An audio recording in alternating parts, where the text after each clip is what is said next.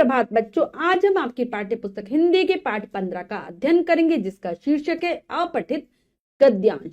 तो चलिए पाठ को पढ़ते हैं और जानते हैं अपठित गद्यांश क्या होते हैं, किस प्रकार से इनका महत्व होता है भाषा के अंतर्गत। पाठ को शुरू करते हैं। पाठ 15 अपठित गद्यांश। पाठ का वह अंश या भाग जिसे पहले न पढ़ा गया हो अपठित गद्यांश कहलाता है। तो किसी भी पाठ के ऐसे भाग को, ऐसे अंश को, टुकड़े को हम अपठित गद्यांश कहते हैं, जिसको हमने पहले कभी भी नहीं पढ़ा है। अपठित गद्यांश के आधार पर बच्चों से कुछ प्रश्न पूछे जाते हैं, जिनके उत्तर गद्यांश को पढ़कर बच्चों को स्वयं देने होते हैं। इससे बच्चों में रचनात्मक कौशल का और उनकी सोचने समझने की शक्ति का विकास होता है। तो बच्चों अपठित गद्यांश को बच्चों को दिया जाता है, ठीक है, पहले पढ़ने के लिए, फिर उनसे कुछ प्रश्नों को पूछा जाता है, जिसका उत्तर उन्हें गद्यांश को पढ़कर ही देना होता है। इससे क्या होती है, बच्चों में रचनात्मक कौशल आता है कि वो किसी भी चीज को करके सीखते हैं। साथ ही साथ उनमें सोचने समझने की शक्ति का भी विकास होता है। उनके अंदर जो सोचने समझने की शक्ति आती है, उससे उसका उनके मस्तिष्क पर बहुत प्रभाव पड़ता है। अब आगे बढ़ते हैं। अपठित गद्यांश को हल करते समय निम्न बातों का ध्यान रखना चाहिए। जब भी हम अपठित गद्यांश हमारे सामने हो और हमसे कुछ प्रश्न पूछे जाएं, तो हम किन किन बातों का ध्यान रखेंगे वो पढ़ लेते हैं। सर्वप्रथम गद्यांश को 2-3 बार ध्यान से पढ़ना चाहिए और उसका अर्थ समझना चाहिए। 2-3 बार पढ़ेंगे, पहले उसको जो दिया गया है समझने की कोशिश करेंगे कि इसका क्या अर्थ है। गद्यांश की मुख्य बातें रेखांकित करनी लेनी चाहिए। मतलब जो तुम्हें लगे कि मुख्य मुख्य सी बातें हैं, उनको आप अंडरलाइन कर लेंगे, रेखांकित कर लेंगे। प्रश्नों के उत्तर अपनी भाषा में लिखने चाहिए। मतलब जो प्रश्नों के आप उत्तर देंगे उसको अपनी भाषा में लिखेंगे, यानी कि जैसे गद्यांश में लिखा हुआ है बिल्कुल वैसा ही लिख दे, उसको आप अपनी भाषा में परिवर्तित करके लिखे। गद्यांश में पूछे गए प्रश्नों के उत्तर संक्षिप्त और सटीक होने चाहिए। उत्तर आप संक्षिप्त में देंगे, यानी कि बहुत छोटा उत्तर देंगे और एकदम जैसे कि पूछा गया वैसा ही बिल्कुल उत्तर हो, ज्यादा आपको बढ़ा चढ़ा कर करने की जरूरत नहीं होती।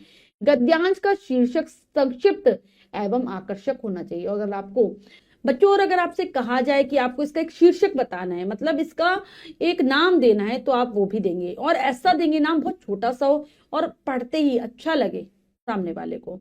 तो यहाँ पर हम कुछ गद्यांशों को पढ़ने जा रहे हैं और देखते हैं कि किस प्रकार से प्रश्नों के उत्तर दिए जाते हैं। तो पहला है हमारा महात्मा गांधी। राष्ट्रपिता महात्मा गांधी सत्य एवं अहिंसा के पुजारी थे। उनका जीवन त्याग, तपस्या, दया और शांति का अनुपम उदाहरण है।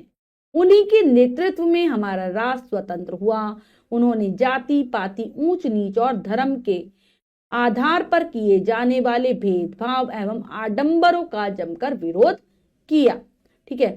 साथ ही लोगों को सदैव सत्य एवं अहिंसा के मार्ग पर चलने की प्रेरणा दी। देश में स्वतंत्रता का सूर्योदय करने के लिए उन्होंने अनेक आंदोलन भी चलाए, जिसमें असहयोग आंदोलन, स्वदेशी आंदोलन तथा सविनय अवज्ञा आंदोलन प्रमुख हैं। स्वतंत्रता आंदोलन में महत्वपूर्ण भूमिका निभाने तथा आजीवन अपने आदर्शवादी विचारों एवं सिद्धांतों का पालन करने के लिए महात्मा गांधी का नाम इतिहास में सदैव अमर रहेगा।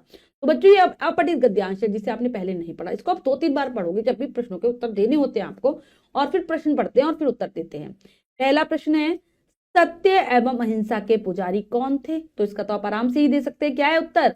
राष्ट्रपिता महात्मा गांधी सत्य एवं अहिंसा के पुजारी थे। अगला प्रश्न है, महात्मा गांधी ने लोगों को किस मार्ग पर चलने की प्रेरणा दी? तो अभी हमने ऊपर पढ़ा था, इसका उत्तर क्या था? उत्तर क्या रहेगा? महात्मा गांधी ने लोगों को सत्य एवं अहिंसा के मार्ग पर चलने की प्रेरणा दी। अब आगे प्रश्न है, महात्मा गांधी के द्वारा चलाए गए किन्हीं 2 आंदोलनों के नाम लिखिए। तो ये भी आए थे हमारे अभी ऊपर गद्यांश में, कौन कौन से थे? उत्तर असहयोग आंदोलन और स्वदेशी आंदोलन। तो इस प्रकार से संक्षिप्त में आपको उत्तर देने हैं।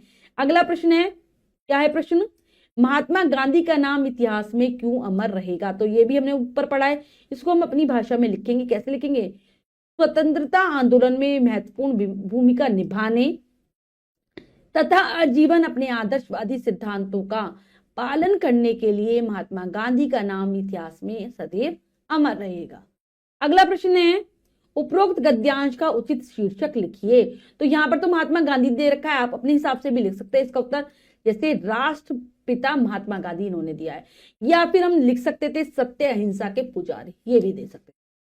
तो इस प्रकार से इस कार्य को किया जाता है, हमने अच्छे से पढ़कर जाना है। अब हम अभ्यास कार्य कर लेते हैं, आओ अभ्यास कार्य के अंतर्गत। तो बच्चों यहाँ पर भी एक गद्यांश दिया गया, उसको हम पढ़ लेते हैं और उत्तर आपको स्वयं देने हैं अच्छे से पढ़कर। एक बार मैं गद्यांश पढ़ देती हूँ। निम्न गद्यांश को पढ़कर पूछे गए प्रश्नों के उत्तर लिखिए। एक बंदर पेड़ पर बैठा हुआ वर्षा में भीग रहा था। उसी पेड़ पर एक बया अपने घोंसले में बैठी वर्षा का आनंद ले रही थी। अचानक उसकी दृष्टि कांपते हुए बंदर पर पड़ी। बंदर को इस हाल में देखकर बया को उस पर बहुत दया आई। वह बंदर से बोली कि बंदर भैया, इस तरह तो आप बीमार पड़ जाएंगे। यदि मेरी बात मानो तो आप भी मेरी तरह एक अच्छा सा घर बनाकर रहो। बया की बात सुनकर बंदर को लगा कि बया सहानुभूति दिखाने के बहाने उसकी खिल्ली उड़ा रही है, इसलिए उसने गुस्से में आकर तत्काल ही बया का सुंदर घोंसला तोड़कर क्या करा, तोड़कर फेंक दिया। बंदर के प्रति दया दिखाना बया को बहुत महंगा पड़ा। तो यहाँ पर अब हमने ये पढ़ लिया, इसके उत्तर देने हैं। एक बार मैं प्रश्न भी पढ़ देती हूँ बच्चों। पहला प्रश्न है, बया कहाँ बैठी हुई थी? तो कहाँ बैठी थी वो? अपने घोंसले में बैठी हुई थी, ठीक है। बया की दृष्टि किस पर पड़ी? तो उसकी दृष्टि कांपते हुए बंदर पर पड़ी थी। बया ने बंदर को क्या सलाह दी कि आप भी मेरी तरह एक अच्छा सा घर बनाकर रहो, ये दिया। बया की बात सुनकर बंदर ने क्या किया? उसने क्या करा? एकदम से उसके घोंसले को तोड़ दिया, जल्दी से, तत्काल में, गुस्से में आकर। बंदर के प्रति दया दिखाना किसको बहुत महंगा पड़ा? तो ये बया को पड़ा था, ठीक है, महंगा। उपरोक्त गद्यांश का उचित शीर्षक लिखिए। तो इसका शीर्षक क्या लिख सकते हो आप? बंदर और बया भी लिख सकते हो, या फिर क्या लिख सकते हो, या फिर आप दे सकते हो गुस्सैल बंदर, ठीक है, ये भी कर सकते हो।